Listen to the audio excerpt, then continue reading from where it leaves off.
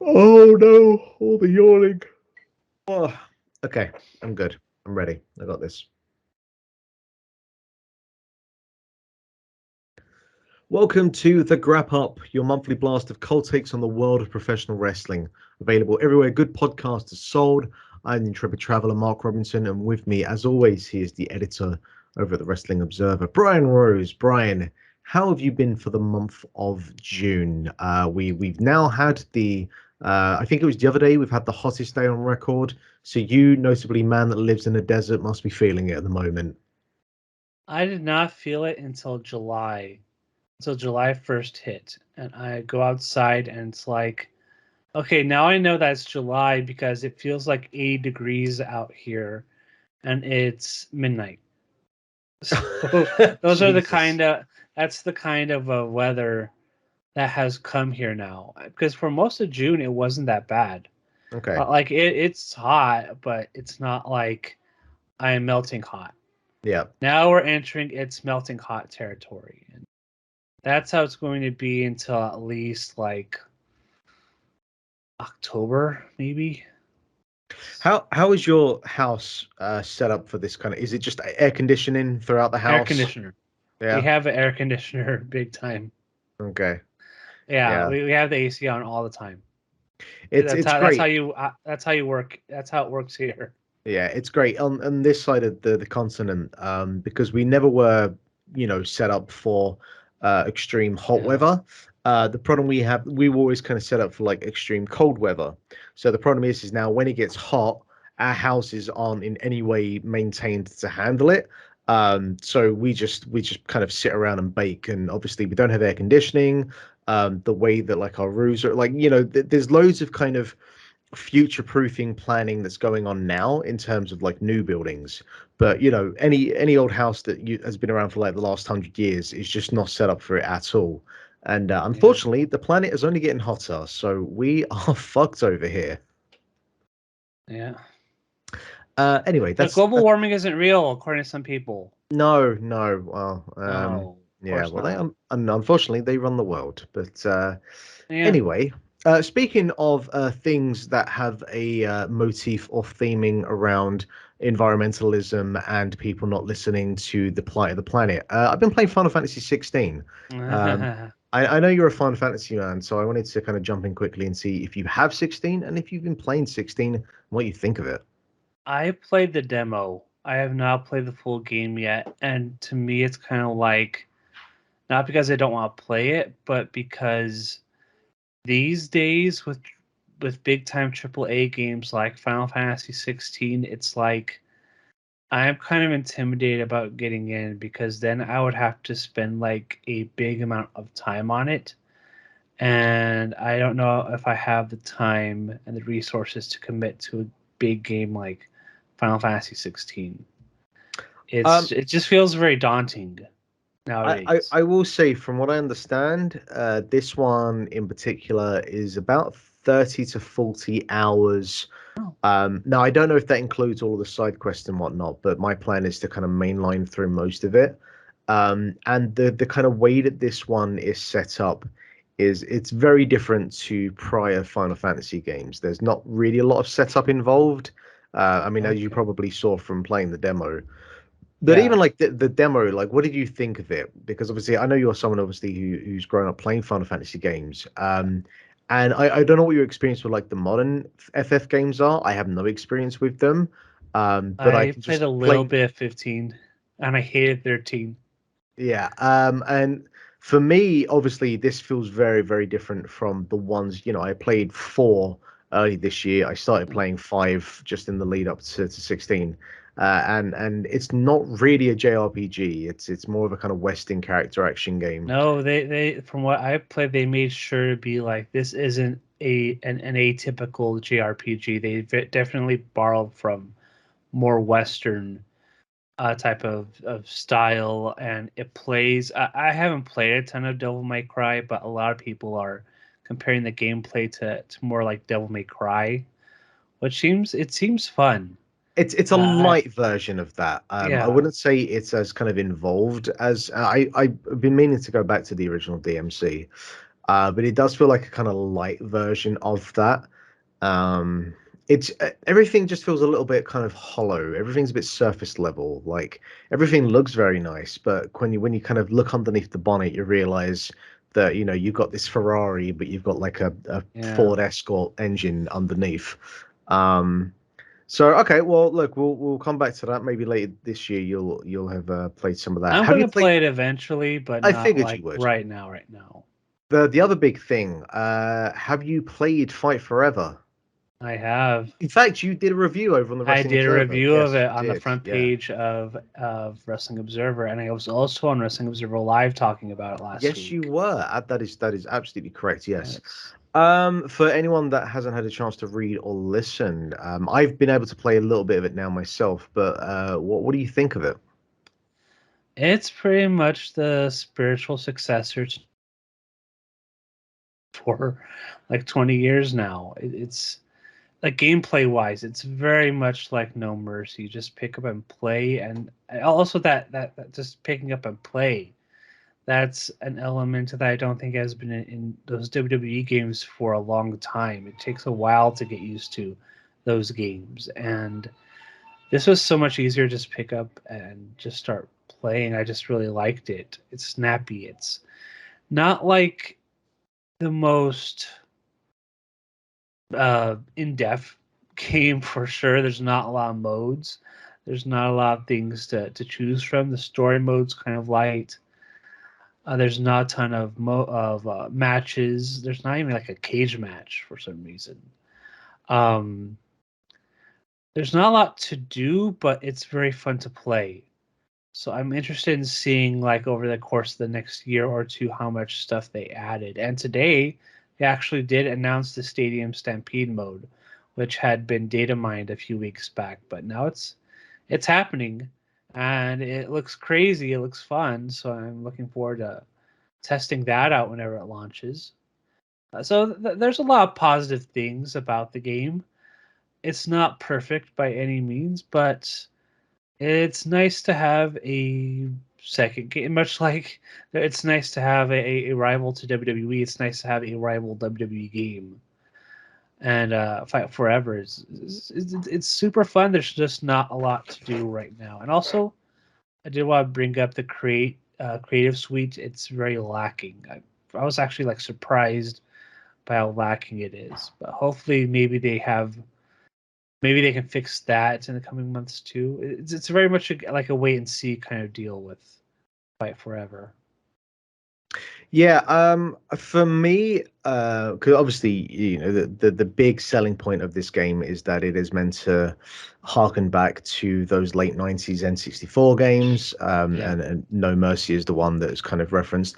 I played a lot of No Mercy when I was younger. I'm certainly one of the people that, when Fight Forever was announced, and they kind of said they were doing this. Um, I, haven't played a WWE game in many a year, so I was like, okay, cool. This is something that is really kind of tied to something that I would enjoy. And there's definitely the effort and the influence is there in terms of what it's trying to do. I don't think it fully gets I think one of the big things about when you play No Mercy, certainly when you play against a real life opponent or you play it on a harder mode, is you really get the sense of that momentum swing where you could be Yeah. like in taking a match for like a good kind of 10 minutes, then you might run into a bad fortune of a minute or two where your opponent manages to get the reversals right and they just read your mind, and the momentum swings back in their favor. And that's like some of my favorite kind of moments when it comes to playing wrestling games, is getting those swings, and it really kind of adds to the kind of like real life crescendo that can happen in a real life wrestling match. Unfortunately, while they've got the kind of basic mechanics down that are very similar to the way that a No Mercy or WrestleMania 2000 would be, that momentum isn't there. So currently, if you wrestle for you wrestle for like a 10-minute match, by the end of it you're both kind of knocked out, and if you're specifically playing against like the AI, they're just going to go for the pin as quickly as they can, and that momentum just, it can't carry Yeah. over like in the way that No Mercy does. So it's got the idea there, but I don't think it's really got the execution at the moment. And add on top of that what you mentioned there about the lack of game modes, and really like one of the more embarrassing create a wrestler setups that I've seen. Sad. Like fucking WWF Attitude has more in terms of like Probably. the visual side of the Like creative suite. I think about all these recent creative suites, like Street Fighter Six's creative suite was so in depth and so very good. And I see like this, and it feels like okay, this does remind me of like WWF Attitude and like those very early creative suites where it's not a lot of options, but you for the first time you get like some sort of creative mode to play with. It kind of feels like that, and it's like this is a this is 2022 23, and you can do a little bit more better than that. Yeah. Yeah, so now it's just a case of seeing what the post launch up Yeah. plan is, and obviously we've seen the Stadium Stampede.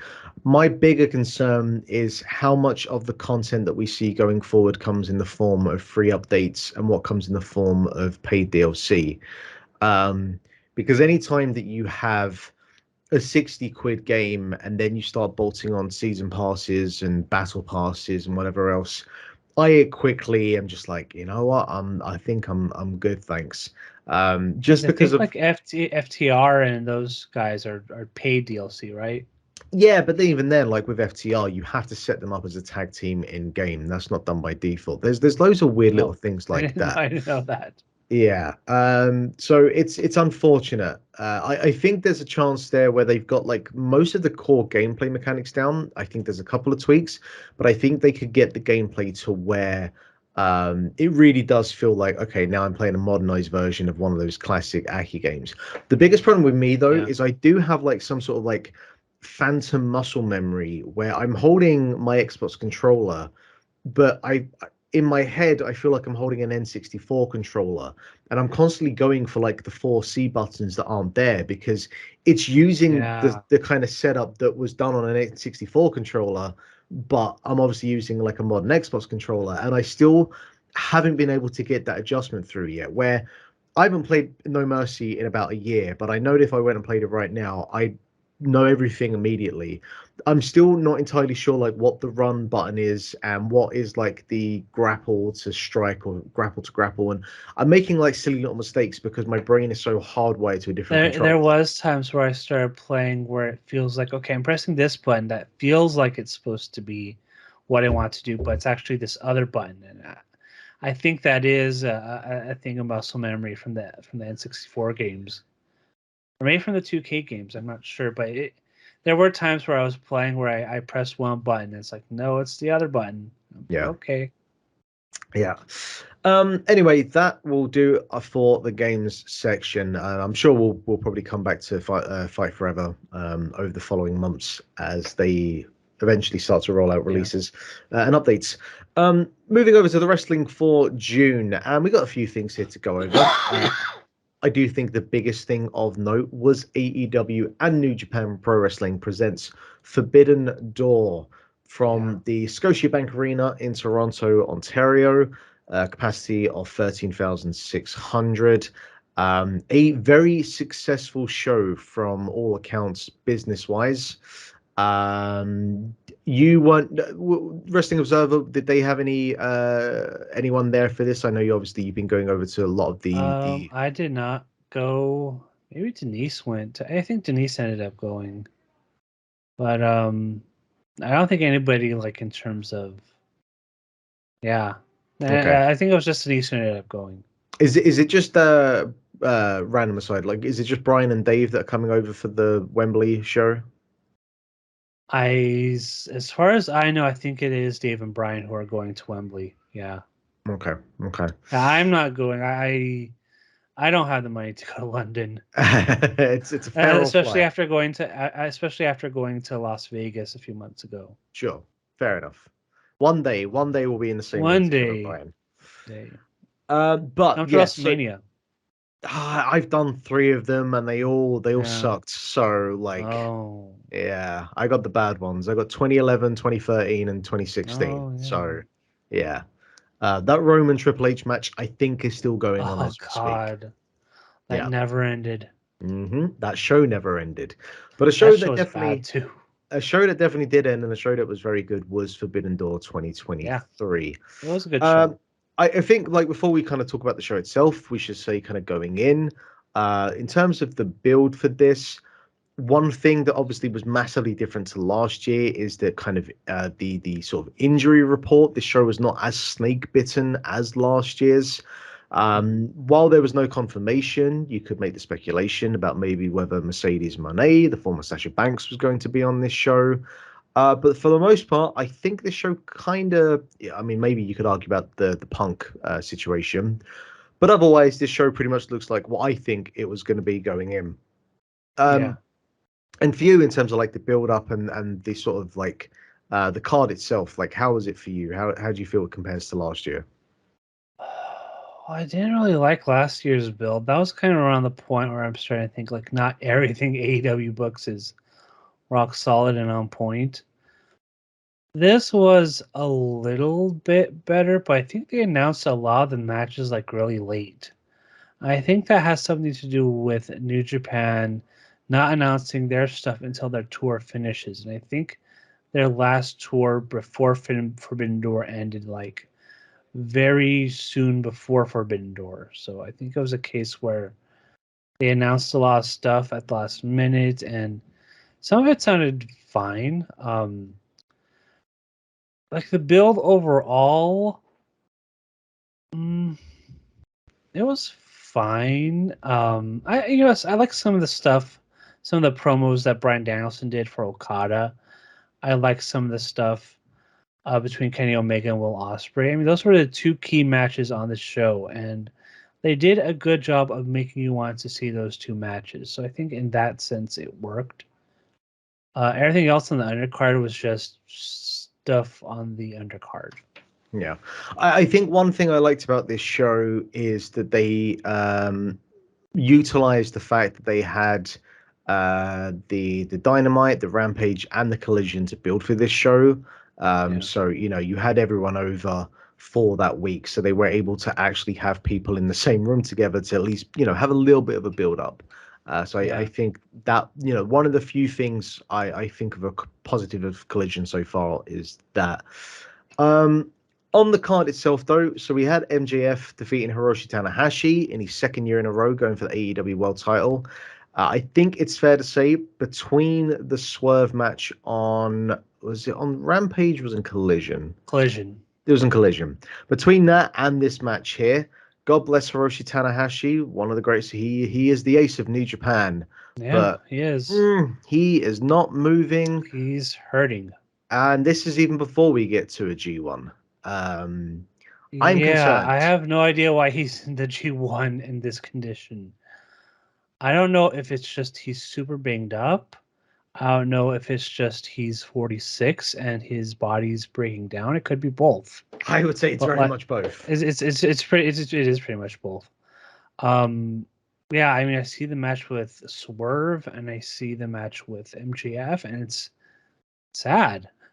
It's sad that he can't move like he used to even going back a few months ago. He wasn't moving like this even a few months ago, and now Yeah. he's very much hurting, and it's very obvious, and you can see even see his body's changing to where it's kind of obvious he can't work out like he used to, and it's noticeable, and it's sad because some of the greatest matches I've seen include Hiroshi Tanahashi, and now I think we are getting to that point in his career where it's like he can't go like he used to go, and he's not going to be like this Yuji Nagata or Satoshi Kojima, where it's like, yeah, he's 55 or whatever, but he can still go. I don't think Tanahashi's going to be the type who can still go like these two can go at 55. It's just, he's already 46 and his body is just wrecked. Yeah, I think he's obviously worked, I think to some degree, a much harder style than those Yes. two have over the last 10, 15 years. But I think as well, now I don't have the kind of injury report of those three men off the top of my head, but at least with Tanahashi, the man hasn't really had any kind of significant layoff. In the time that I've No. been watching New Japan Pro Wrestling, like I've been watching since about 2010, I'd say at the earliest. And I can't really think of any sort of extended period where he's taken any time off. He's done a lot of things where he's worked through G1s with an injury that you weren't sure whether it was a work or a shoot. It was probably a little bit of both to kind of blur the realities, but also work that into the storyline so you could work matches around injuries. Um, but I just think at this moment, like, you know, he's not exactly prominent on the cards. He is downcycled a No. lot of the time, but he has been used in areas where he can still be of use. And I think it's just one of those things that the man just needs a year off just to, I'm not that we'd expect him to come back and obviously be straight into the main event, but at least just a year Yeah. off just to, rest the body up. Then you can come back and, fingers crossed we could get a couple more years of Tanahashi in the at the level he is now, which is like he's a Neverman's six-man champion. He can hopefully still do like G1 still do tours, but work primarily a lot more of the kind of tag matches and sort of just preserve his body as best as he can up until his retirement. But just at the pace he's going at the moment, it just doesn't look like it. And obviously, with the way business is in Japan, it probably is one of those things where he feels like he can't afford to take time off, and my God, he needs to. So, The yeah, thing is, with this New Japan generation of workers, their bodies are going to break down a lot more than the previous generations, like the names I just mentioned. Because even beyond Tanahashi, it's like Naito, I know is also broken down a lot. Okada hasn't worked a lot of singles matches lately. I know he's had a bad back for a long time. It's this is very much a harder style than the previous generations, and as a result, you're probably going to see a lot of body breakdowns at an early age, and it's becoming noticeable now. yeah. I mean, obviously, Tanahashi even has more years on him than those two. But your Yeah. point is absolutely still there, and you can see that they are making a concerted effort with this generation. We had the announcement of the new Three Musketeers, which I'm not sure I would have done that, but look, fuck it, you got to It you feels got to very get the next early, gen ready. Yeah. but you see this Dominion card though, and it based on how they were booked on that show, you could tell that they are thinking about the future, and they are going to push these three in particular, and we're going to see how it goes. We're going to talk about Dominion later, but I mean that was a show where you could tell it feels like that they are building towards a changing of the guard, Yeah, and those definitely. three are Yeah. probably going to be the ones leading it. Yeah, we will get to that. But coming back to this match here with MJF, I thought it was a very smartly worked match. Definitely utilizing the strengths that MJF has in order to make this match be like an easy gentleman's three. I thought it was much better put together than the Swerve match. Which is a shame because I do like Swerve and I think he's a compelling wrestler, but just sometimes two wrestlers don't gel as well. Yeah. But MJF, not to say that he showed himself as a ring general here, but definitely just worked to the limitations of Tanahashi to make this a serviceable match. Not exactly any kind of like world beater, world title match, No. but an easy enough opener for this card, and I was fine with that. Yeah, it was fine, but you kind of have a certain expectation for Tanahashi matches, and this didn't meet it. It was I, fine. I've lowered my expectations over the years. I feel like there's more of an Yeah, expectation on MJF at this point. yeah, because he, Um, he has had great world title matches. yeah, he's had nothing but really good matches this year. Yeah. CM Punk defeated Satoshi Kojima in the quarterfinal of the Owen Hart Foundation 2023 men's tournament. This is, I guess we're at the return of CM Punk. He has come back, and in terms of like his physicality, in terms of his wrestling, he's still out there, still He's working at good. a high level. So Yeah, I'm still kind of waiting to see like if the wheels come off either mentally and spiritually or physically, but at least for about the first month or so, this is a really solid match. So far so good. So I far think so that's good. sums it But up. we had two ring veterans here just going out there putting on a very solid match. I I liked it. very much enjoyed the Lariat Kojima, which is a callback to the Punk Joe So shoot. yeah, that shoot interview. Yeah. But yeah, just a really solid match, and like I'll take Kojima whenever I can at this point because obviously he is an older guy, but he can still go at a pretty He high can level. still go, and he's a fun follow on Twitter. The man loves He's bread, very fun. and I'll always identify with that. He had a lot of funny comments following this match. There was a point where Kojima did an elbow drop and he landed on Punk's crotch. So there's a lot of comments about that on Twitter. Thankfully, But no, Punk this didn't blow his gasket afterwards. yeah, accidents happen, I guess. Yeah. No, this was a good match though. I really liked it. It was good. Kojima knows what to do. He's very smart, and he's over 50 now, and he's a very smart worker. And Punk is a very smart worker, and they had a good match. AEW International Title four-way match. Champion Orange Cassidy defeats Daniel Garcia, Katsuri Shibata, and Zack Sabre Jr. You could argue about whether this would have been better as two singles matches for the pure title that Shibata Probably. holds and the international title. But you know what? This is a fun four-way with four very unique, contrasting styles and personas. And I thought this was a ton of fun for what this was. And I could have easily gone for like more of these four in some form or fashion. But I thought this was tremendous. Ooh. Yeah, it was a pretty good match. The thing of it is, I think I was either doing posts or something, but like by the time I started writing the review, I kind of like totally forgot about it. And I don't even know why. I didn't think it was like a bad match or anything, but like everything else on the show felt more important or something. I don't know, but or more things happened.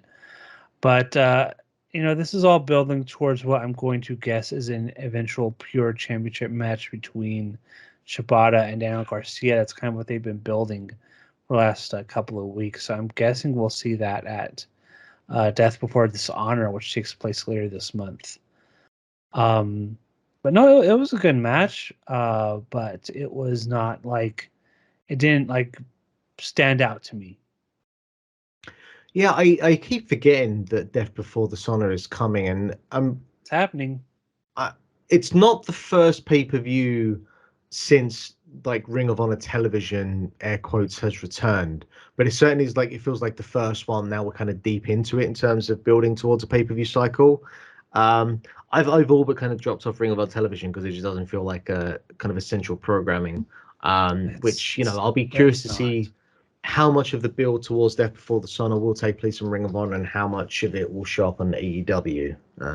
The thing is, if you watch Ring of Honor on whatever it's called, Honor Club, it's fine. It's something to put on. It kind of reminds, and people don't like this comparison, but a lot of the people who are working AEW Dark are also working a Ring of Honor on whatever Honor Club. It's just fact, Yep. and it's fine to put on. It's fine to watch. It doesn't really build towards anything. Sometimes you'll get like a big match. Sometimes they'll hype some stuff. I think one of the storylines right now is Stu Grayson turning on the Dark Order and joining up with Vincent and Dutch. Which That's like I'll one of point the out, I did not know until I watched the 0 hour of the Forbidden Door show. no. If angles that go on in Ring of Honor don't play out anywhere else, it's very much a show that only the hardcores are watching, and it's becoming noticeable.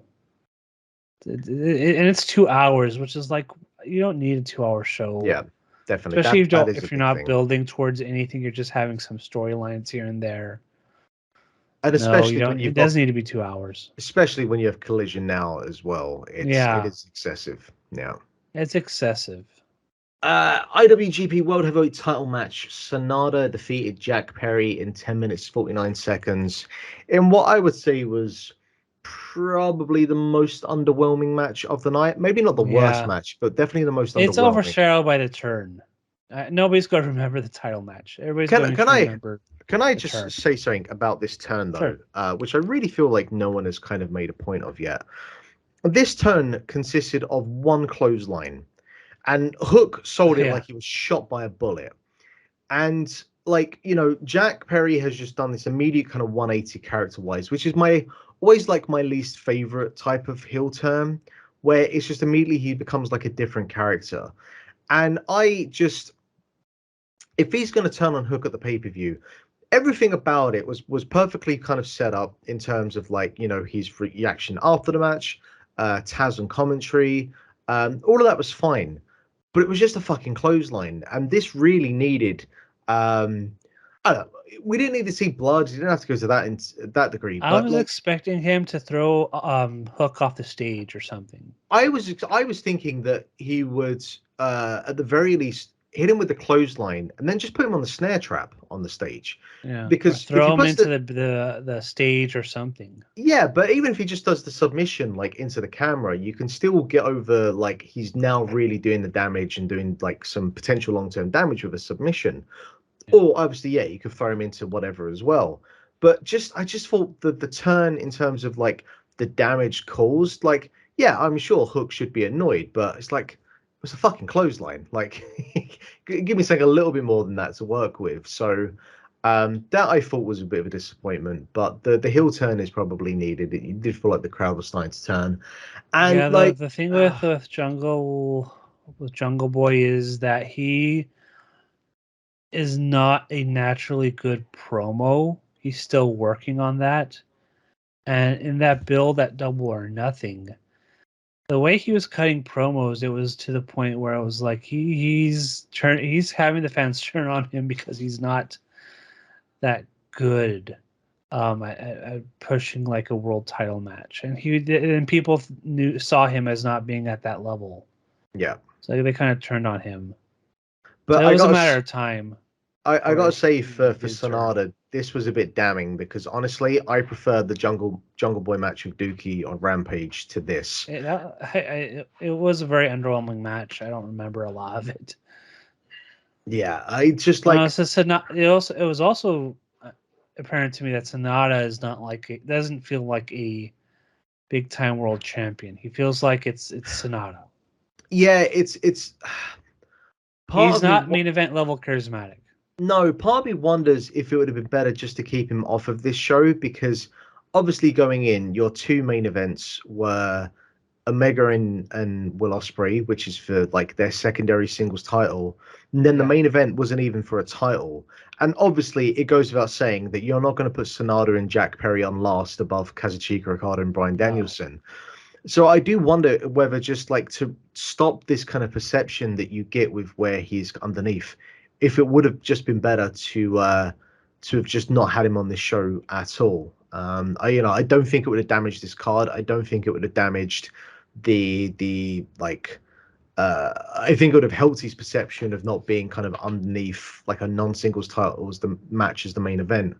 Yeah, that's kind of what, because I thought coming out of Dominion, with the match with Yosuji, there's obviously still work that he has to do, and if he can ever get to that level, I don't know, but this just did not help either of these two people in a number of ways. So No.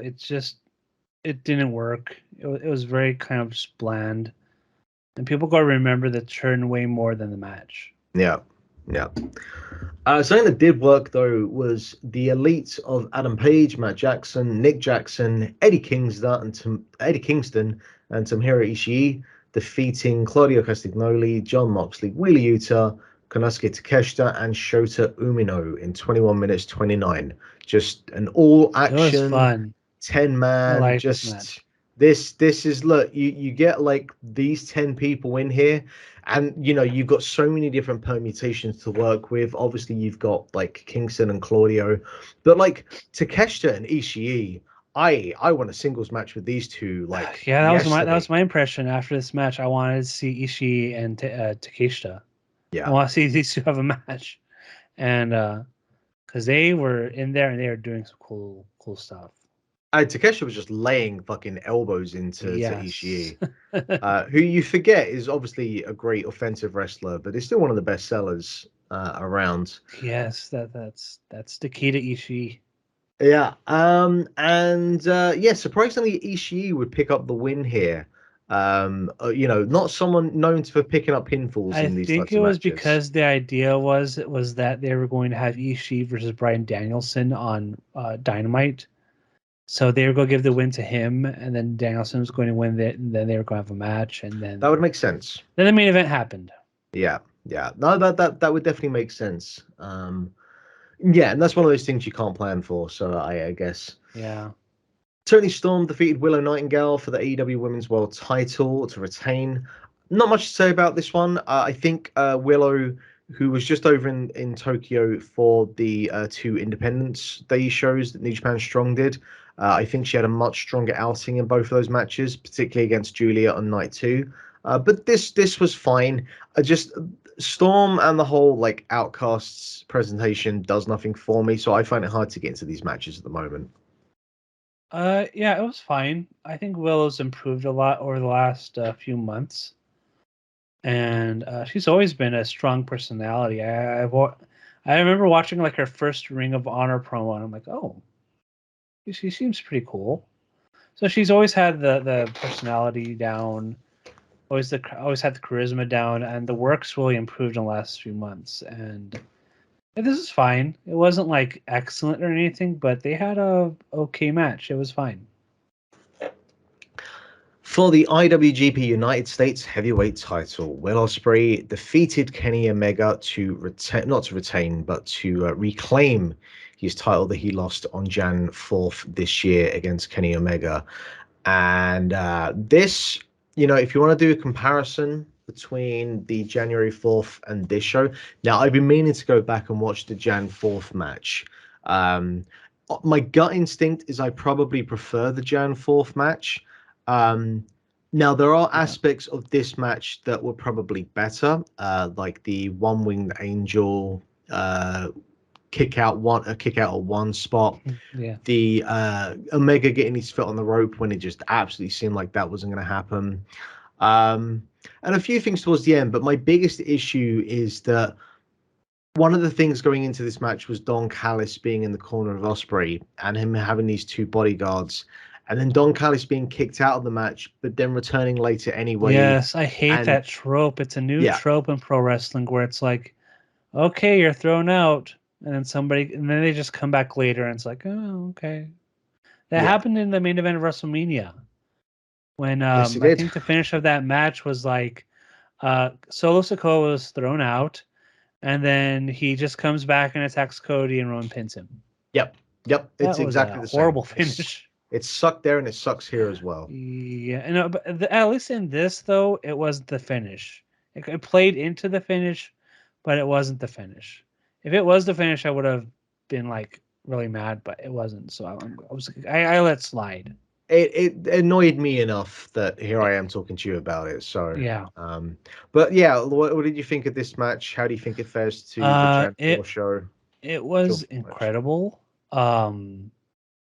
I think it was not as good as the January 4th match, but it was like right there.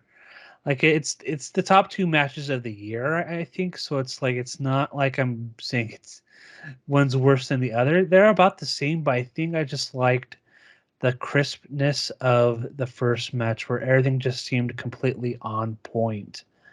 And I'm not saying like it wasn't here either, but they're also two entirely different matches. You have to it's like, what do you like more in pro wrestling? Do you want a back and forth high level kind of match like January 4th, or do you want all out match like this one where there's blood and violence and weapons and all this stuff?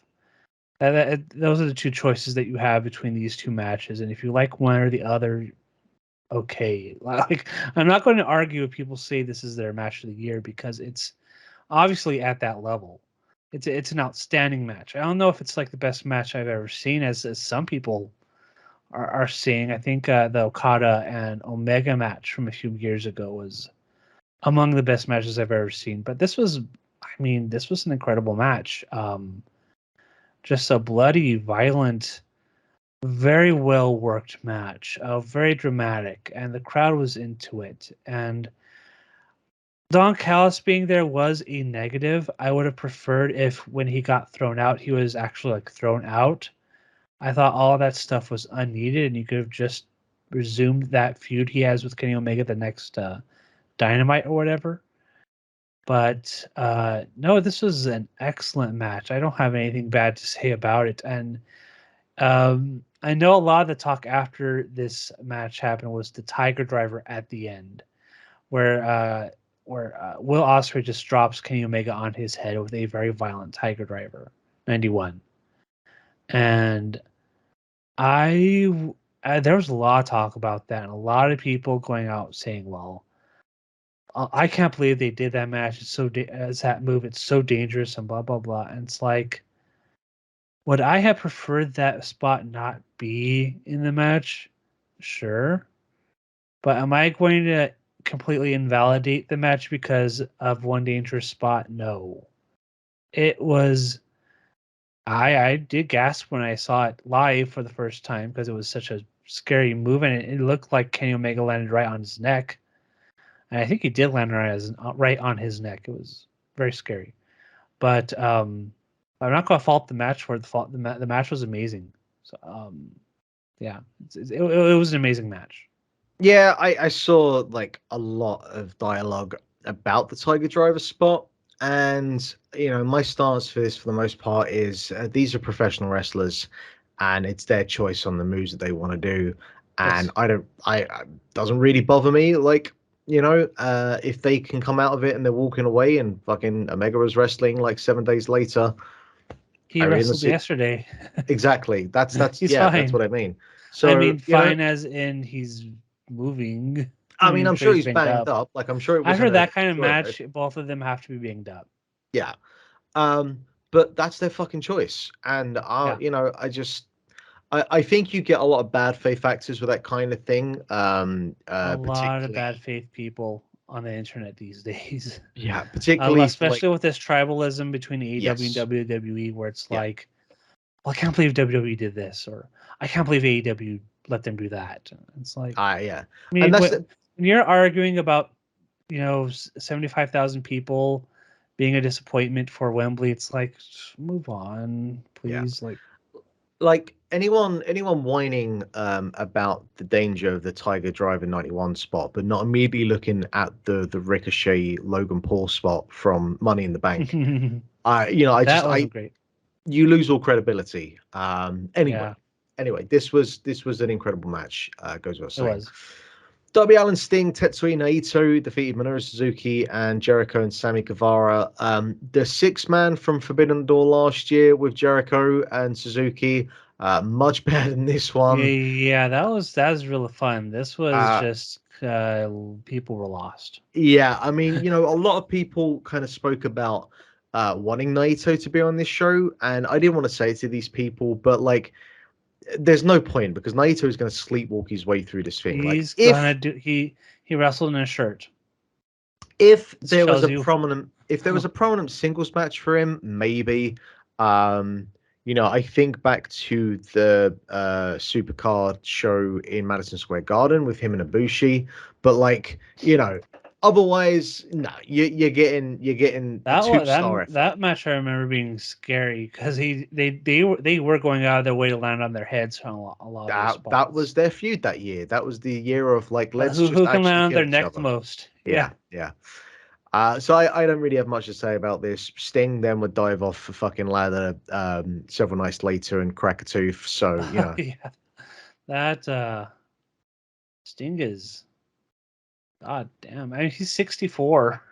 which again You with the know? bad faith actors, like it's the man's choice. If he wants to do it, Yeah, if he it's wants like, to it's do it, Sting. I ain't fucking saying no to him.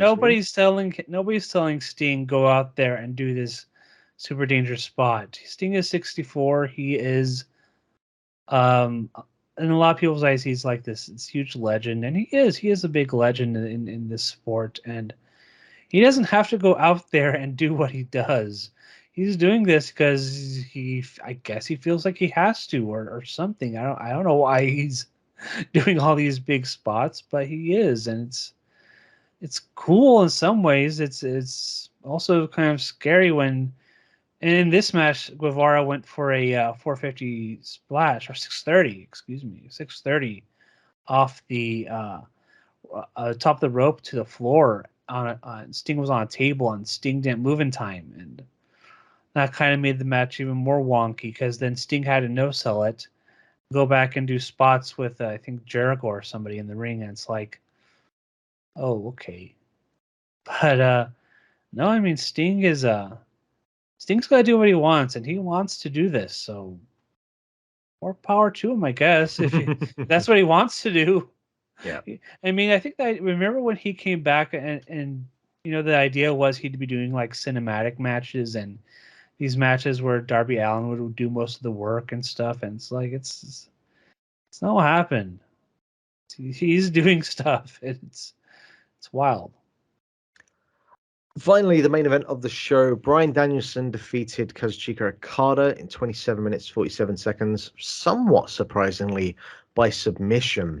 Obviously, the most prominent thing about this match is that at some point, I can't remember, it was like halfway into it or thereabouts. Bryan there's about 10 minutes left in the match. Bryan Danielson suffered a fairly nasty break of his arm. Did you see the X-ray? I did see the X-ray. Yeah, that's Bellis shared the X-ray, and it looked like a huge break. Yes. He's not going to be back anytime soon. They said 6 to 8 weeks during the press conference, and it's like, that's ambitious. Very ambitious. Now, I watched this show the morning after, and I avoided results, avoided spoilers, all that kind of stuff. So by the end of the match, when the submission occurred, I was sitting there thinking, I mean, that was pretty good. It's Okada and Danielson, but I did feel a bit underwhelmed. I felt like something was missing. I was waiting for it to like kick into high gear, and it never did. And then obviously it was good, but not great. Yeah, and then obviously I go online afterwards and see that Danielson had to wrestle this match for 10 minutes with a broken arm. Yeah. And I went back and I watched and I was thinking about it. It was like there was, times where in the match where they were trying to like figure out how to get to the end of this match with the circumstances. Yeah. But at no point was I thinking there that we had a break to that degree of his arm. I saw Bryan selling his arm, and I thought he was just selling his arm. Yeah. Because exactly. I remember towards the end of the match, he was like holding his arm to he was holding his arm onto himself, and it's like, wow, he's doing a really good job of selling that arm. I wonder if it's going to play into the finish or something like that. But no, he actually broke it. It's very clear on the X-ray he broke. Yeah. So that was incredibly hardcore. And he came out. I like the finish. It was very innovative, but it's like he had to because he was thinking on the fly about how am I going to submit Okada, because I'm guessing that he had to do that, and I guess it's going to play into maybe a future match, maybe at the Tokyo Dome. You would hope so, definitely. And Danielson comes out to Europe, the Final Countdown, which apparently cost an extortionate amount of money. Tony Khan said it was like a wrestler's contract amount, so like 6 figures maybe.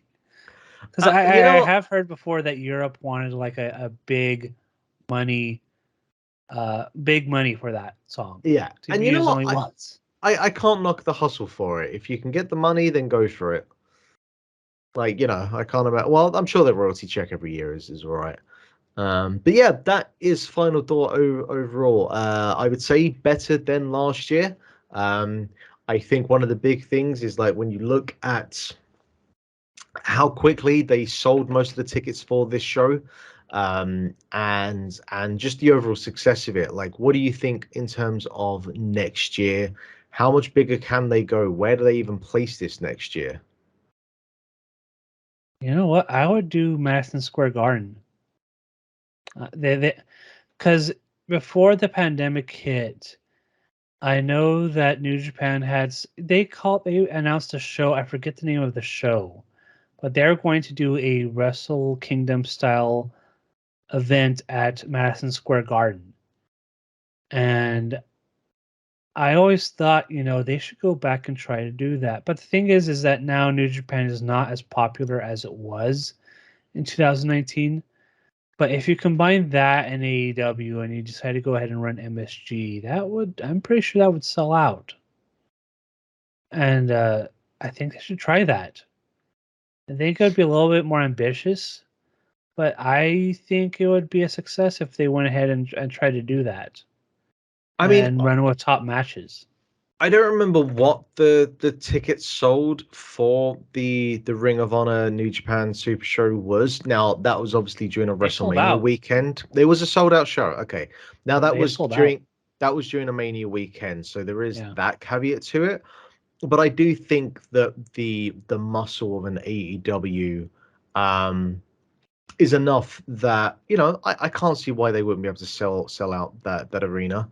Yeah. Um, and going by like the matches that were presented this year, you go into next year's show thinking, hey, they went all out in terms of giving us like some dream matches. So you would And figure if they also were doing Madison Square Garden, they would do something similar. and also the thing with AEW is if they promote this is a first time appearance at this market or at this arena, I think it would do really really well. And if they hold off on an MSG debut until that date, then I think they would do very well. Yeah, Because that's a really good shout. they've gone to New York a bunch of times, but MSG debut I think would be big.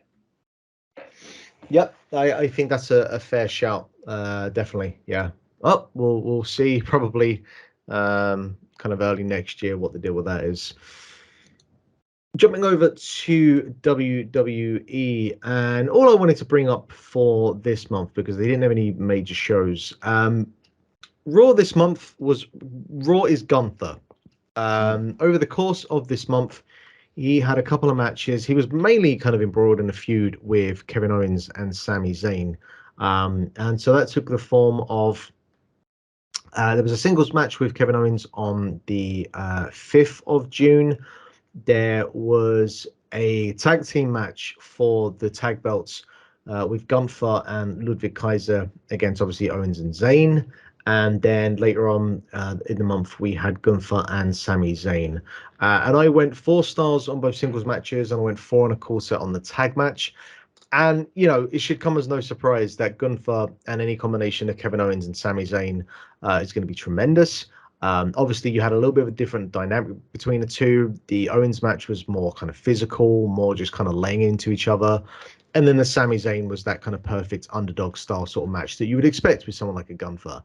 And just, kind of like from week to week, this Gunther reign isn't slowing down and isn't getting any more tiresome Nope. because the man just can wrestle.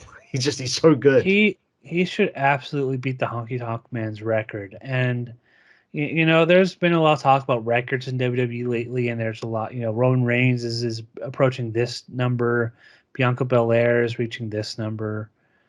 It's like that Honky Tonk Man has been champion for he held the title for 400 plus days. Gunther should beat that. This is like a record you should break. I mean, he's had a hell of a run with the title. The last month, the matches you pointed out, both were really good and stood out on Raw. The match with Sami Zayn was very good. Like I kind of wish he had like more big time title matches on Raw, like he did with SmackDown in the last year. But no, I mean he's had a great run, and it looks like at SummerSlam it's going to be him and McIntyre, which should be an excellent match, considering what happened at WrestleMania with those two and Sheamus. So this should be like a high profile title match for SummerSlam. I'm looking forward to that. Yeah. I'm not saying that at some point that Sheamus should have won the IC title, but I do think that the momentum of Sheamus coming out of the Gunther feud His momentum has really dwindled, and obviously Gunther was moved over to Raw. And I really Yeah. feel like there was like a final chapter of that feud. Because I don't think a triple threat is the way to end that Sheamus Gunther feud. I feel like there was at least one Yeah. more match in there that really should have, whether Sheamus wins or not, there really should have been the kind of stamp on that, and they never got to it. And I just feel like all that momentum that, because like over the last year, this version of Sheamus was like the most over, the really the best Yes. version of Sheamus we've ever had. They have Sheamus is someone who has always been good, but like he's never been over to the level they want him to be, and he's been given a lot of gimmicks. He's been given a lot of titles. He's been given the world title. He's never really gotten to that level where people are think of him as like this over guy. And then he gets put in this feud with Gunther, and he and the Brawling Brutes they both turn to a hot act.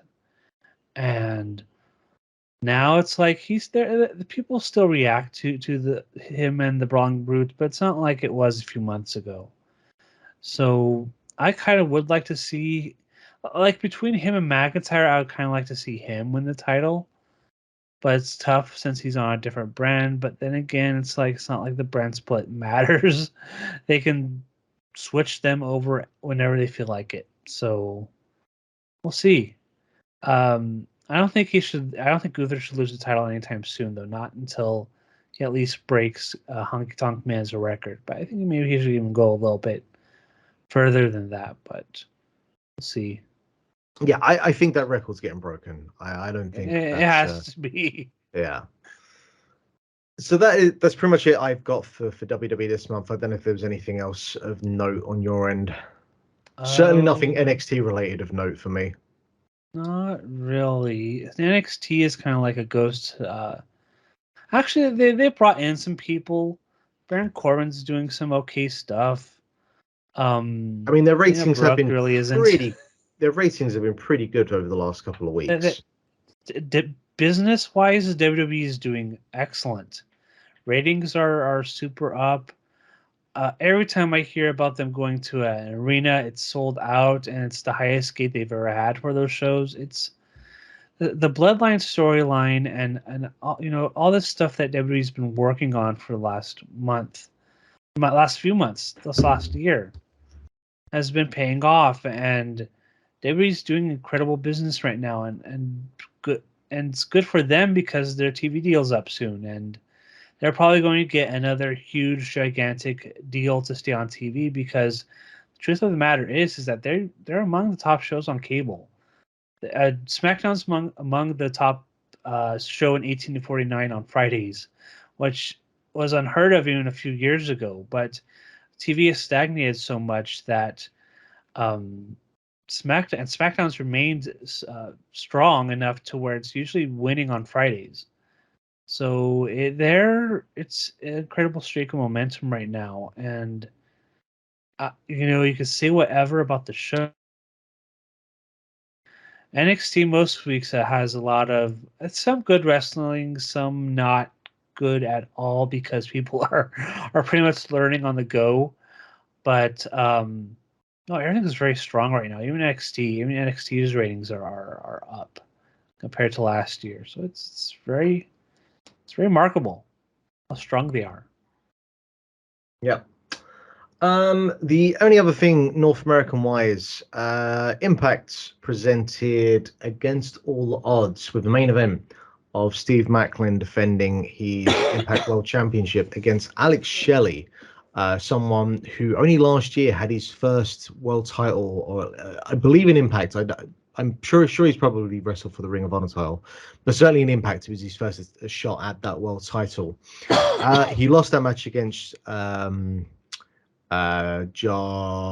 Jesus, who was the last champion? Why can't I remember his name? Um,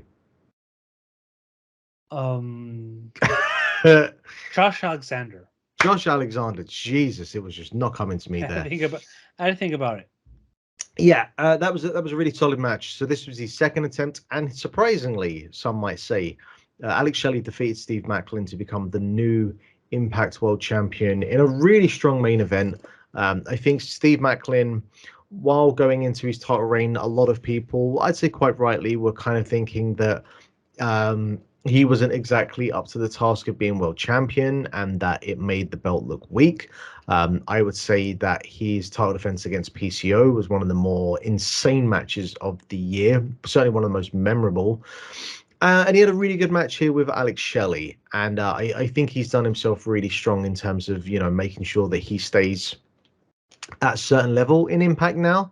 I can't see him really ever, moving back to like a WWE or AEW. I don't think that's in the cards for him, but I think he's got niched himself into a nice little spot in Impact here. And for Alex Shelley, this is his first major world title in one of the kind of big companies. Someone who's incredibly influential over the last 20 odd years on the North American scene. There are so many different wrestlers that can say that a lot he of people has. base themselves on the Motor City Machine Guns. Yeah. So just an awesome kind of, even this title reign only lasts like till Slammiversary. If Nick Aldis does defeat him, which is a possibility, I think this is definitely one of those. Just a thank you to someone who has been just such an asset to the wrestling scene over the last 20 years. So worth checking out. But I think just bigger, just a kind of like just kind of props to Alex Shelley. It was very cool hearing he had won the title, and it was cool hearing that Chris Sabin won the X title for like the 9th time. That's wild. I wonder if they're building to a match between those two. I saw those results and kind of assumed that.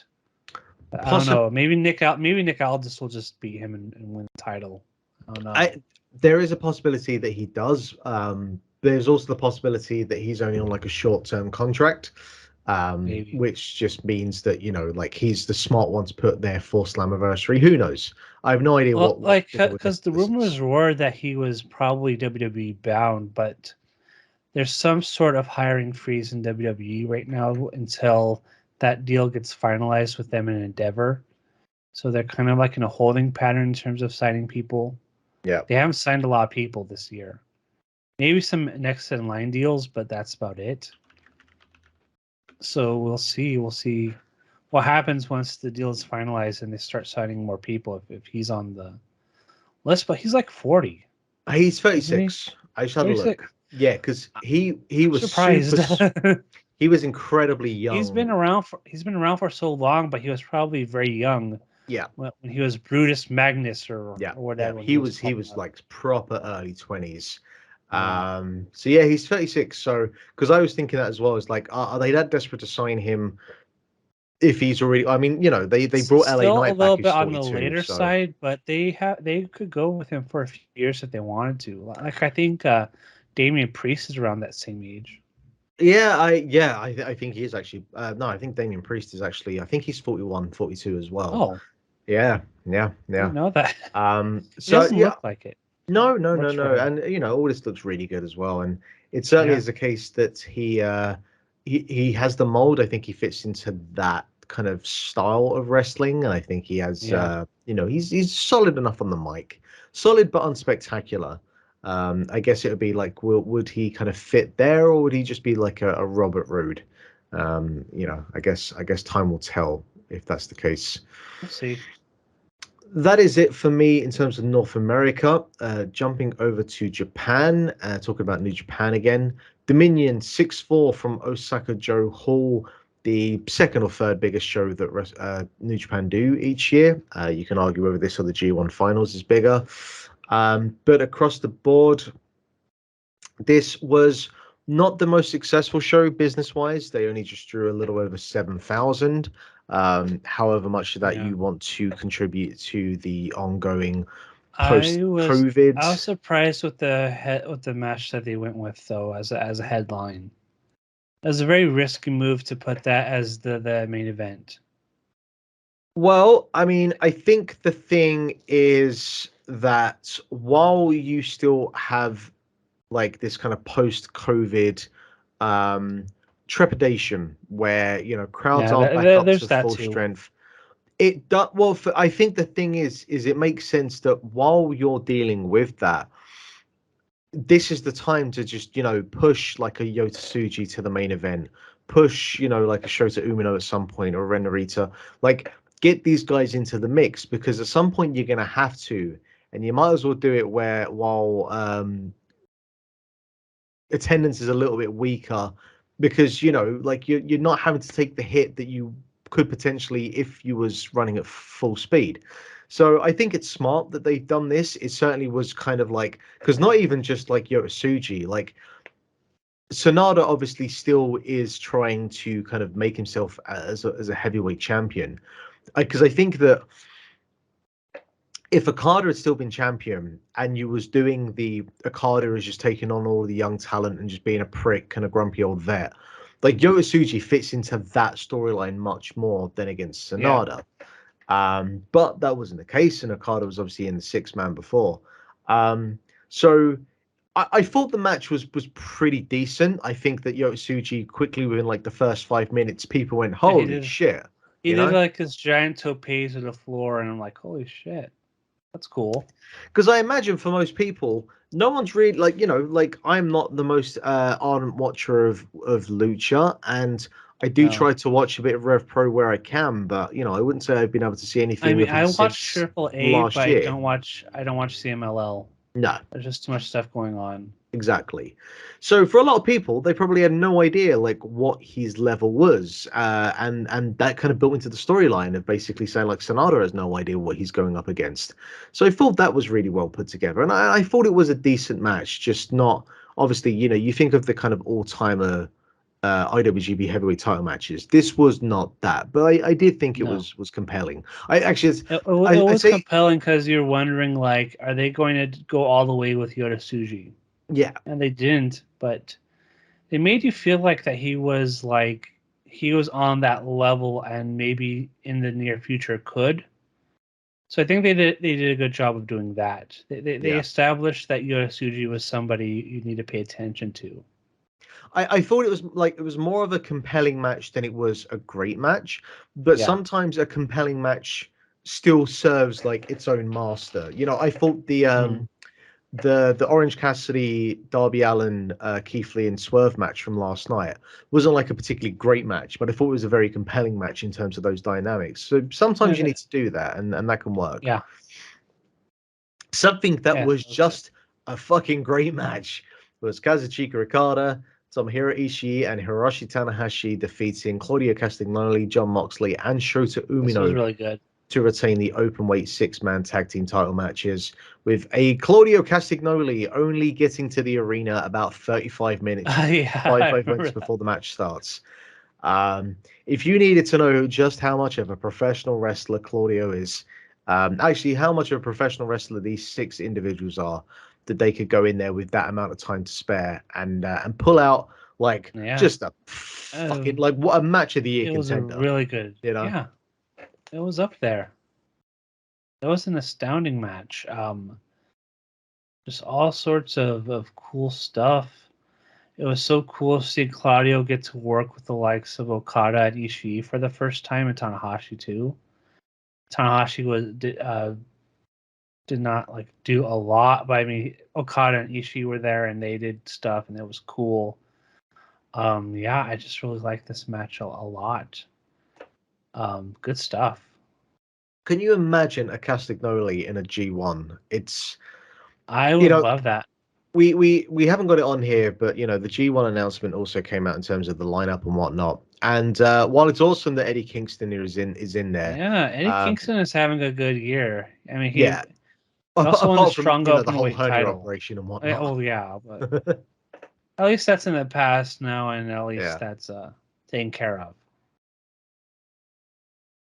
Yeah, I think for me the biggest thing with this match is it really, and obviously Jon Moxley in AEW is tremendous. He's been one of the standouts since he's been there. But I do feel like, and maybe it's just a familiarity breeds contempt, even though contempt isn't the right word. But just when he shows up in New Japan, there's such a different aura about him in the way that he presents himself, the way that he wrestles. I think part of it is even just the music. I think his New Japan music is so much better than the Wild Wild Thing Thing. cover.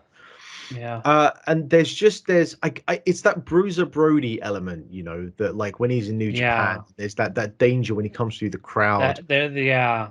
you know. Yeah, there is that element of danger whenever he walks through the crowd and that music plays. Yeah, I could definitely see that.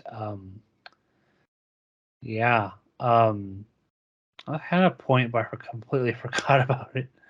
So, but yeah, he's great in New Japan. Kenny Omega, that's what I was gonna say. Kenny Omega also has that different kind of aura Yeah, when he's in AEW, and then when he goes to New Japan, it's like completely different music. He just feels like a huge star. I remember that on January 4th when he came out, and it felt like completely different because before that he had just been doing trios matches, if you remember. yeah, For a long time it was just trios matches with the Young Bucks, and then he came out and it was like he is a completely different person. So you kind of get these things whenever a AEW star goes to New Japan and they have a New Japan past, and both of these guys do.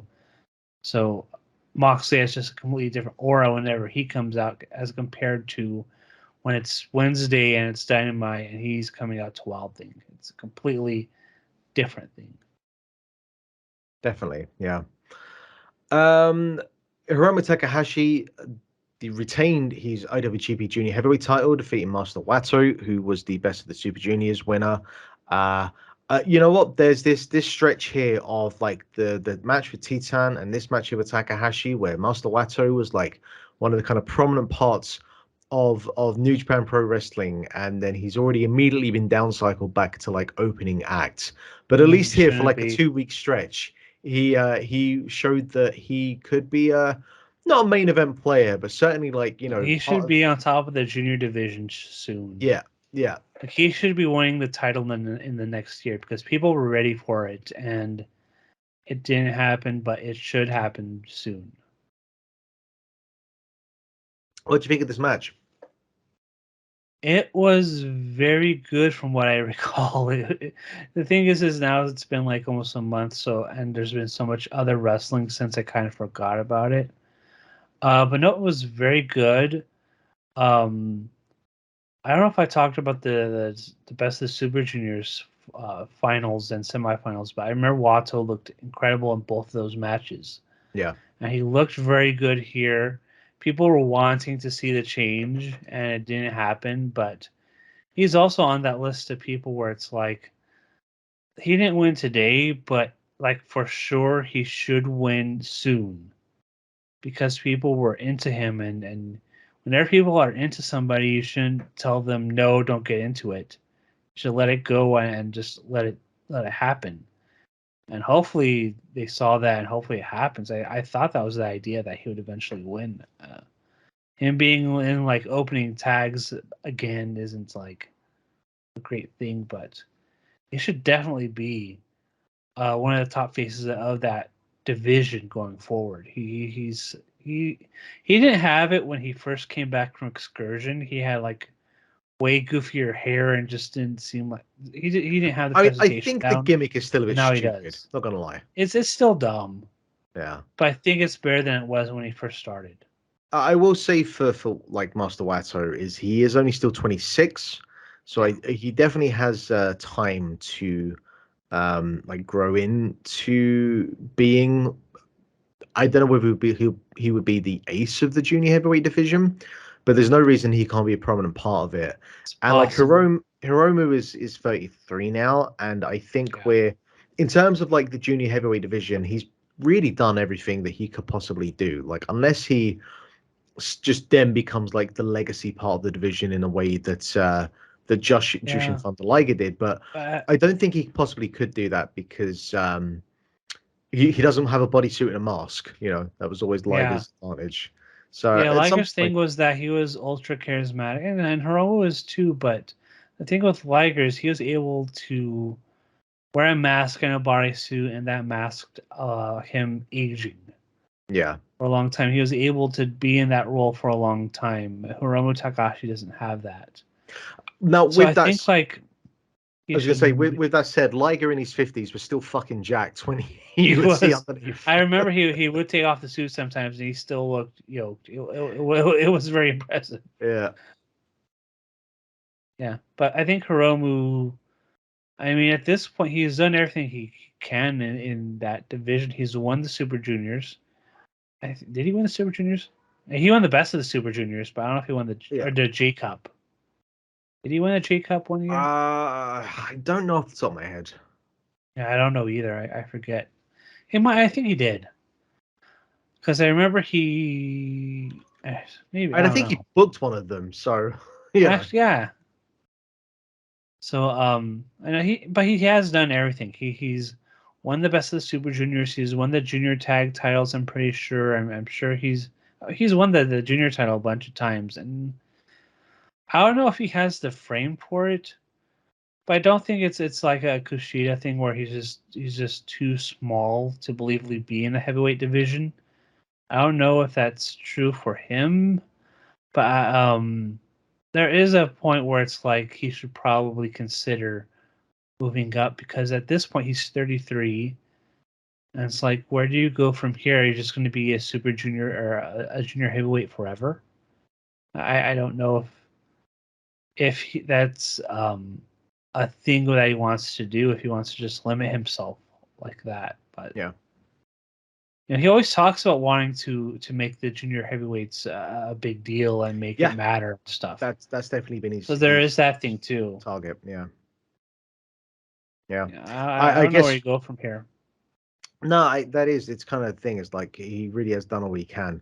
Like for me, I think the only thing he can do now is whether it's Master Wato or someone else, is find whoever is the person that will usurp him and make sure that he can help establish them to keep the junior heavyweight division being as strong as it has been over the last couple of years. That's I don't think there was anything else too problem elsewise on this card to mention of Yeah. note.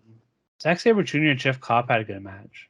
They That's did, about they it. did. They've had some decent matches, but nothing that was so I like the compelling. TV title matches because there's a 15-minute time limit and they're always hot and they always count towards that time limit and you always want to see is Zack Sabre Jr. going to be beat or if it's going to end up in a time limit draw or whatever. And so that kind of element's always fun to see. And he's had nothing but great matches since he won that title. Yeah, that is true. That is absolutely true. We had on the 9th of June, we had All Together Again, which was a joint cross promotion show with All Japan, Noah, and New Japan. While there wasn't anything on the bulk of the card that was of note, the main event was a six-man tag that pitted Kazuchika Okada, Keno and Yuma Oyagi against the team of Tanahashi, Kaito Kiyomiya, and Kento Miyahara. So, really all of the kind of big prominent aces and stars of their respective promotions. And this was just a ton of fun. Like I really, really enjoyed this match. A lot of it was the dynamic between Okada and Kaito Kiyomiya in what is just this ongoing feud of the year of Kiyomiya just being this little prick that just will not leave Okada alone, and Okada just being a grumpy old vet slash bully. We had before this, obviously, the announcement that Kiyomiya would be in the G1. Now, while they're not in the same league or bracket together, there is the possibility, obviously, that they could show up either in they have the quarterfinals, but at least the semifinals, I think. I So, hope at least Kiyomiya advances to the semifinals or quarterfinals or whatever because man, for somebody who's supposed to be pegged as this future of Noah, he does not get a lot of breaks. no, he does not. And if anything, he gets a lot of stops. Yeah, yeah. It's very weird booking. But I tell you what, the crowd is all into this feud, and Kiyomiya and this feud with Okada, it's certainly more engaging than whatever he's being able to do in Noah over the last Yeah. like year or two. But just being able to see like someone like Kenta Miyahara, who I don't watch that much of All Japan, but usually when I'm watching it, it's because he's in there, and He's good. he's someone where you kind of feel like, man, it'd be great if like he got to do a G1 or he got to, Yeah, do I'd a like to couple of see him in a tours in, G1. I'd like to see how he does yeah, or just because get to see him in a he's tour in New Japan. yeah, he's very good. The problem is that just nobody's watching All Japan because there's too much other stuff going on, and if there's no New Japan going on, people usually watch Noah because they have a bunch of stuff that's going on, and it's like those two promotions and then everybody else sometimes, and the Stardom too, but And even people, and it's like All Japan's like at the bottom of the rung. Nobody's talking about All Japan a lot of the time. In fact, the only thing really that's gone on in the last year that people talk about is Yuji Nagata winning the Triple Crown. yeah, yeah. I think the thing with Miyahara as well is like there might be this perception or feeling with some people where they think that the reason he works so well and he's so spectacular or so kind of like beloved in all Japan is that he's in a big fish, small pond type situation. And I Yeah, just don't think that is the case at all. Like the way he presents himself and the way he came across in this match here, he felt every bit the star that he's more the kind of like Tanahashi of all Japan in like his presentation, his style, his mannerisms. But I think he's every bit the star that like a Tanahashi could or would be. yeah. It's just a case of like he's just in a much smaller promotion. But if he was to do a couple of tours in New Japan, I think he would easily be one of the biggest stars on the roster. Yeah, I would agree. So yeah, I think this match is really worth checking out. Just a really fun dynamic between these six. Anytime basically Kaito and Okada can get their hands on each other, they're just fucking lay it in. And whenever we get that singles match again at some point, whether it's the G1 or somewhere else, I'm just hoping it's that kind of feud where every couple of months they get back together again, have a scrap, then you leave them apart, then they come back every year. Just yeah, I'm really enjoying that dynamic. Speaking of All Japan, the last thing from me, the Dynamite series, there were two shows, night two and night three, with a couple of really solid matches worth checking out. As mentioned, Kento Miyahara and Yuma Ayagi, his often tag team partner, won the All Japan World Tag Team titles, defeating Keno and Manu Bisoya, who obviously a bit over from Noah. Oh, yeah. Keno's been showing up in a bunch of places. He's been in Dragon Gate as well. Keno, another favorite of mine as well. Just really fun. I always enjoy seeing Keno outside of Noah, just because he is like someone who, when you first see him, you immediately understand his gimmick is that he's just pissed off all the time, and he does Yeah. that gimmick better than anyone else. He's just constantly I always fucking see the angry. scowl on his face. Yeah. Yeah. So he's someone again that I'd love to see do so much more. That was a really solid match. Those two, Miyahara and Ayagi, would then defend the belts on the next show against Atsuki Ayagi and Rising Hayato, two of the younger stars in All Japan. This is kind of my first time really seeing those two, and definitely kind of seeing the kind of raw potential that those two have that just kind of needs to be molded over time. But really strong showing for themselves against the two vets. But also crucial on that show, Daisuke Sekimoto and Yuji Okabayashi defeated Shuji Ishikawa and Suwama in a match that I call a rolling back the years style match. All of these four men are certainly in the kind of twilight portion of their careers now. Yeah. Certainly men who have wrestled a very hard physical style over the last For a 15 very odd long years. time. Yeah. But also like kind of my favorite type of wrestlers, just stocky, tough. Think like a Brody King type style of wrestler. And this was Akabayashi. I don't know if it was his last match. It might have been his last match, but certainly one of his last couple of matches. He's going away, possibly could be retired, done for good, but certainly going away for an extended period of time. And just if you like watching just very physical, burly style wrestlers just fucking laying it in, this is the match for you. Ishikawa and Sawama, they're a bit washed at this point. Like, they're in their 40s. They've wrestled a physical style. They've kept all Japan literally and figuratively on their backs for the last 10 odd years or so. Yeah. But just yeah, if you want to see just a really just four men just fucking laying in chops and elbows and whatnot, this is a strong recommendation. So yeah, would highly recommend checking this one out.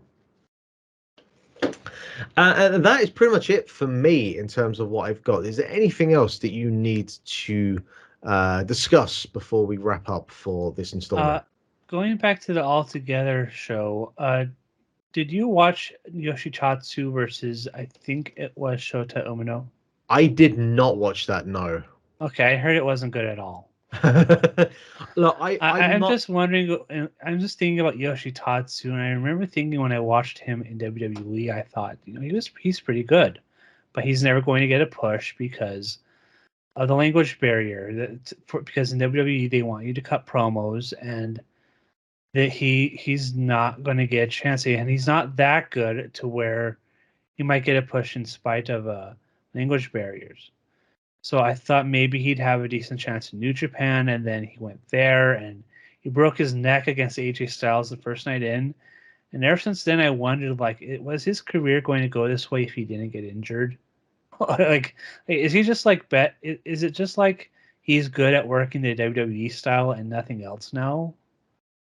I I kind of just. wonder about that I think because he there's. he he fizzled out of New Japan, and now he's doing All Japan, and I guess he's going off on a name Yeah. value now, but it's like his Yeah. career went a different path than I expected I think post it's a WWE. I think it's a combination of obviously he had some unfortunate breaks. As you mentioned, Yeah, obviously the styles clash going wrong. That obviously was a scary kind of thing, and obviously yeah, it's just was it's fortunate that he's still able to wrestle now. yeah, But I do think he's just someone where a journeyman wrestler who at one time was serviceable, but certainly, I don't think there's ever been anyone that's had the ability to reach that next level. Like he's never really had that one match where you go, oh shit, like, this guy, he is a guy. So yeah, yeah, and I just imagine at this point, I imagine his body's just kind of wrecked. So yeah. like, He's in his, I would guess, in his 40s now. yeah, he's if he's not there, he's thereabouts. So it's a Yeah, shame, but like, look, not everyone can be a world champion. Not everyone can, no, not everyone it's can true. reach that kind of upper echelon. So yeah, there you go. So that is it. That is it for this installment. Obviously, before we jump out of here, we need to cover up a couple of things. First of all, Brian, who's your wrestler for the month of 2023 June? Oh, I think I'd have to go with probably a tie between Kenny Omega and Will Ospreay because they just had an incredible match that I'm not going to forget. And in these days where it's like it's very tough to like everybody like every week you'll see like a 4+ star match either on Dynamite, sometimes on Raw, maybe on New Japan show. It's very easy to see a 4+ star match these days. What's hard now is to remember it. And for these two, I'm definitely going to remember both of their matches. I'm definitely going to remember the match from Forbidden Door. It was incredible. So I'll have to give credit to those two. Though I think those two had an incredible match, and I have to sit. It's a tie because they both did great things in that match. I got two. I got a tie. Gunther and John Moxley. They both appear in my star ratings three times.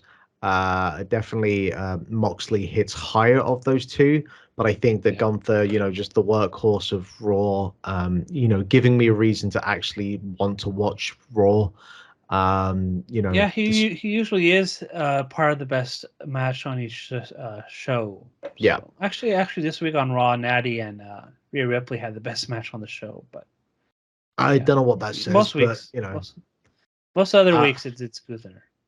but Moxley's also been tremendous, and also I watched both of the New Japan Strong independent shows from Korakuen Hall that we'll talk about next month. Also real good there. Also real violent, real disgusting. That man has one speed, and God bless him for it. And poor Renee I Young.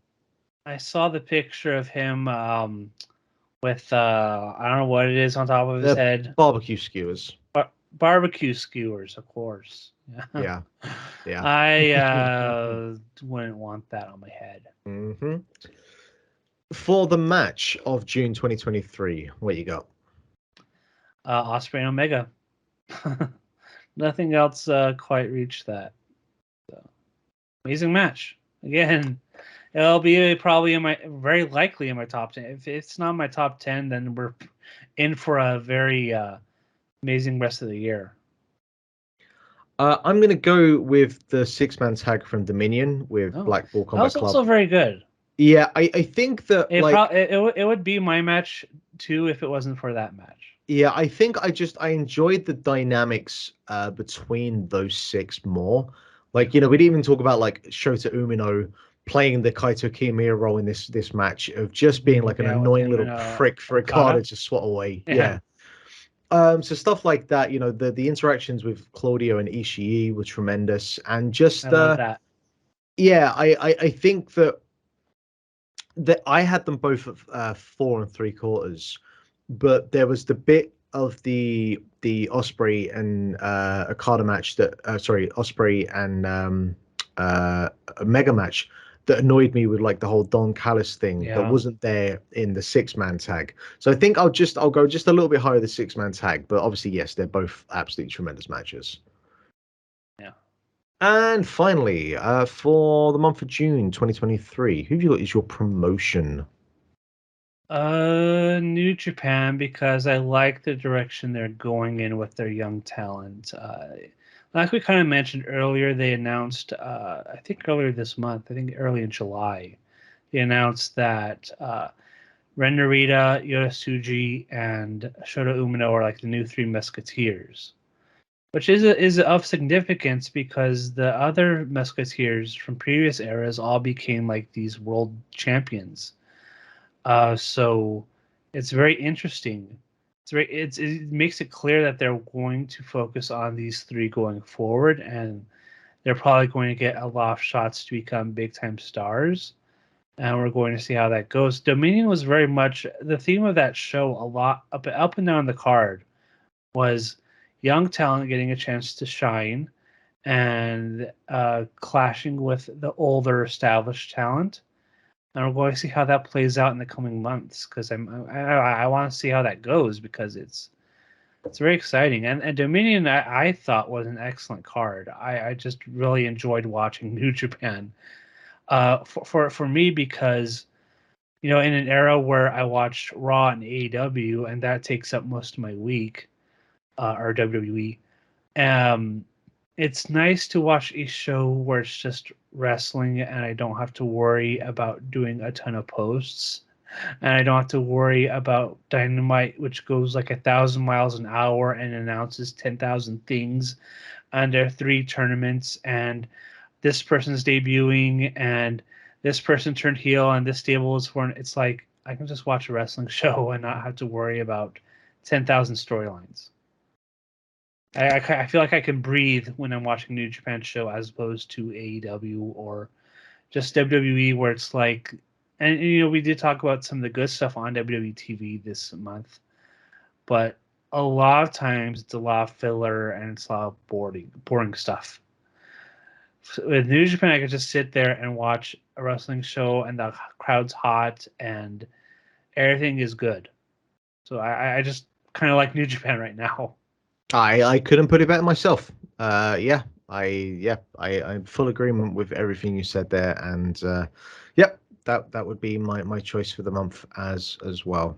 So yeah, that will do us then for another installment of the Grap Up. As always, you can like, listen, share, and subscribe this content on the Link to the Cast podcasting network. You can also find this as well. This will be up in video format at some point as well. So keep an eye out for that and give a like and subscribe there. But yeah, in the meantime, I am at well. I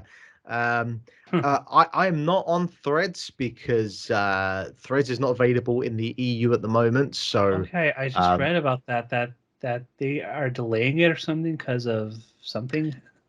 Just a little thing called like privacy laws that Oh Meta yeah, are shall we say play fast and loose with a lot of the time. So yeah. yeah, I'm not on Threads at the moment. Did you? I know you've got a Blue Sky now. I do have Blue Sky. I think it's Yeah, at BR26 on Blue Sky, so I'm on just there. just saying, Brian. Just saying, I'm waiting for that invite. I know people have asked me for invites, and it's like I don't have any. If I had any, I'd give them to people, but I don't have any. Yeah. So So, if for the meantime, I'm just going to stick to Twitter, BR26 and at Lithium Project. and Maybe next month. I am on Threads at BR2K62. There you go. There he is. There you go. Maybe next month I'll have some as well, but who knows? We'll see. But for then, until the meantime, enjoy the rest of your month. Take it easy, take it cool, and yeah, we'll see you next month for more of the Grap Up.